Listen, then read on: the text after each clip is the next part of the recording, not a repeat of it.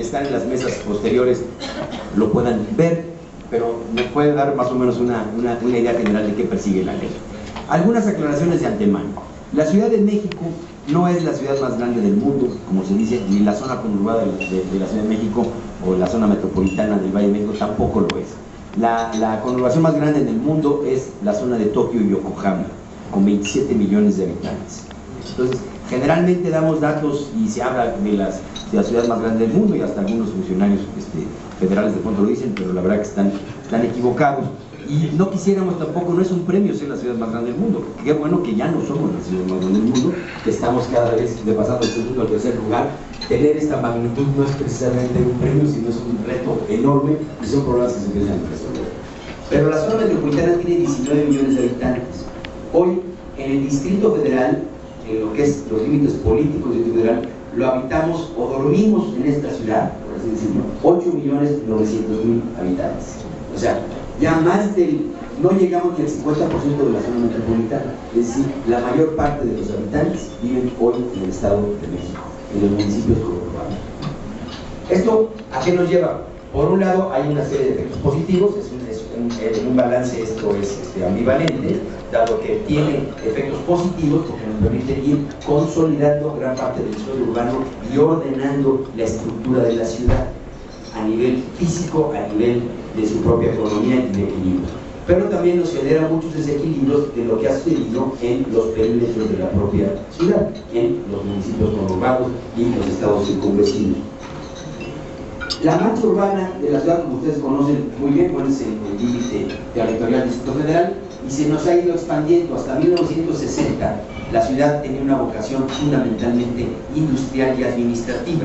Siempre ha sido sede de los poderes federales, de los poderes locales, además de las principales, digamos, sedes financieras, de las principales empresas, universidades y además de la industria y las bodegas que se encontraban en la Ciudad de México.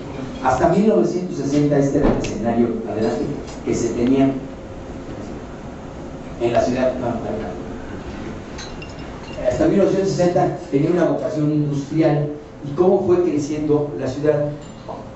Las últimas décadas, quizá desde hace 15 años, la ciudad entró en un proceso de reconversión, lo que se llama la reconversión industrial, de reconversión de su economía, y ustedes lo saben mejor que nosotros. La ciudad vive fundamentalmente de sus servicios. Es una ciudad de servicios como las grandes ciudades del mundo, como es la ciudad de Madrid, como es Nueva York, como es París, como es Londres, o sea, las grandes ciudades del mundo, o Sao Paulo mismo, donde viven fundamentalmente los servicios. ¿A qué nos referimos con ello? Son los servicios financieros, son los servicios educativos. La educación ha alcanzado una gran importancia en la Ciudad de México, un número de universidades, de centros de estudios, centros de investigación, los servicios de salud.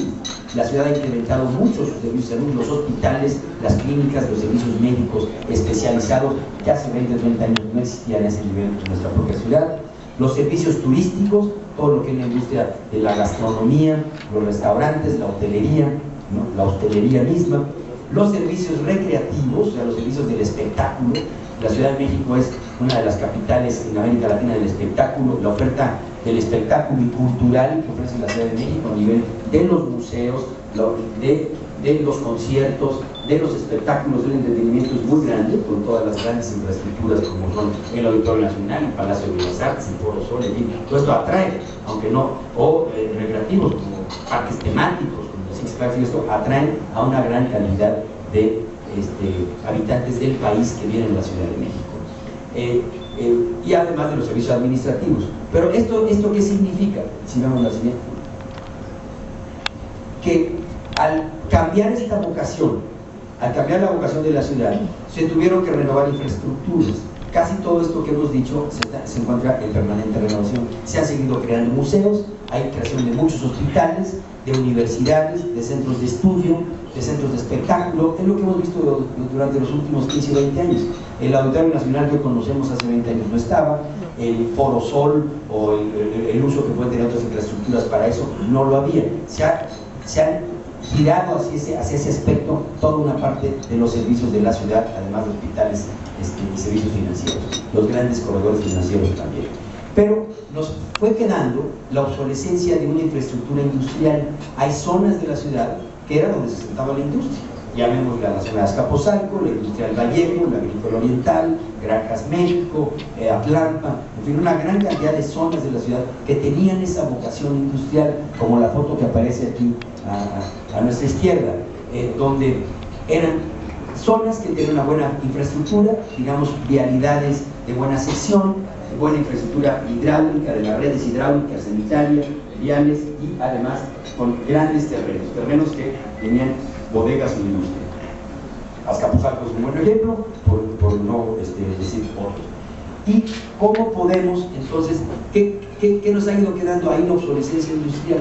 Algunas de estas fábricas se fueron transformando en centros comerciales, por ejemplo Plaza Loreto o Plaza Cuicuilco, en fin, algunas han tenido algunos finales más afortunados, otros se transformaron, Eureka se transformó en un centro comercial o en un centro deportivo, no se respetó la vieja fábrica, en fin, pero ese es el proceso natural, ¿no?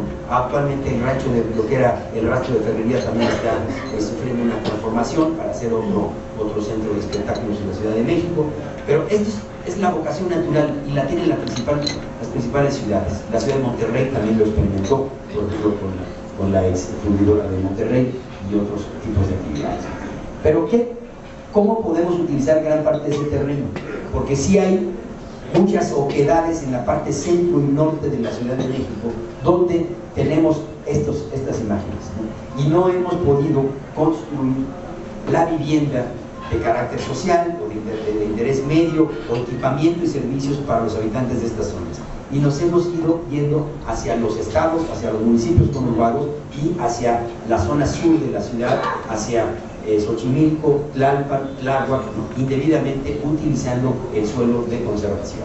Entonces, una reforma urbana de esta naturaleza lo que pretende es redensificar y hacer un reuso, ¿no?, del suelo urbano que se encuentra precisamente en estas zonas.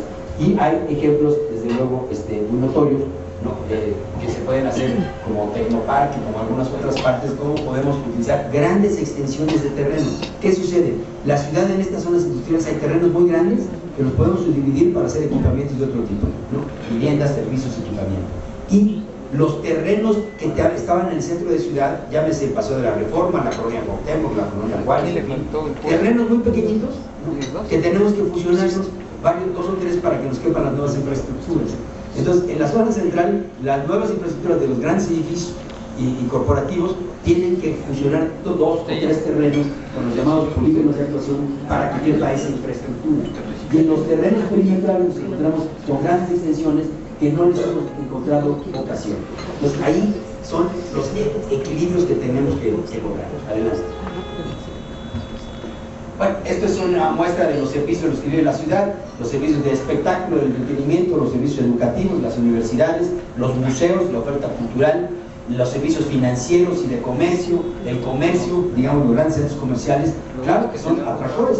Se tienen registrado que vienen de la provincia, los estados incumbentes diario, una serie de autobuses a los centros comerciales de la Ciudad de México, o a los centros de diversión, o a los conciertos. A diario hay una gran cantidad de autobuses que tienen conexión de la Ciudad de México. Eso no lo decimos, generalmente tenemos que modificar esa visión que tenemos sobre la ciudad, de el malestar por la ciudad, ¿no?, por el bienestar. Entonces, lo que queremos que transformar eso.